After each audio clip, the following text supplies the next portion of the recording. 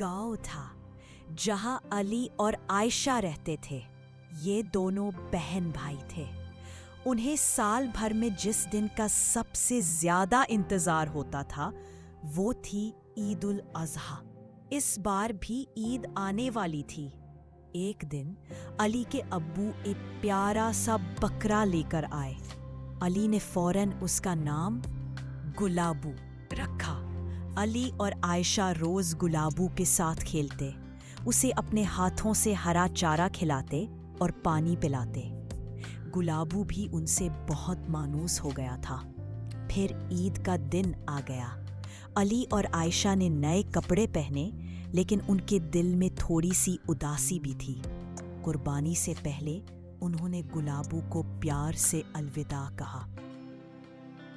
علی کے ابو نے انہیں سمجھایا کہ یہ قربانی ہم اللہ کی خوشنودی کے لیے کرتے ہیں۔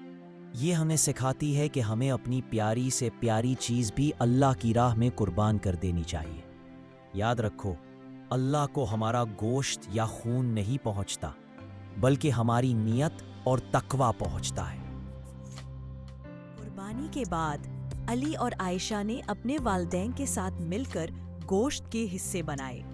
انہوں نے خوشی خوشی غریبوں اور ضرورت مندوں میں گوشت تقسیم کیا۔ جب انہوں نے غریبوں کے چہروں پر خوشی دیکھی تو انہیں بہت سکون ملا۔ انہیں احساس ہوا کہ اللہ کی راہ میں قربانی سے نہ صرف اللہ خوش ہوتا ہے، بلکہ دوسروں کی مدد کرنے سے جو خوشی ملتی ہے وہ بے مثال ہوتی ہے۔ اس عید سے انہوں نے سیکھا کہ قربانی ایثار اور اللہ کی اطاعت کا نام ہے۔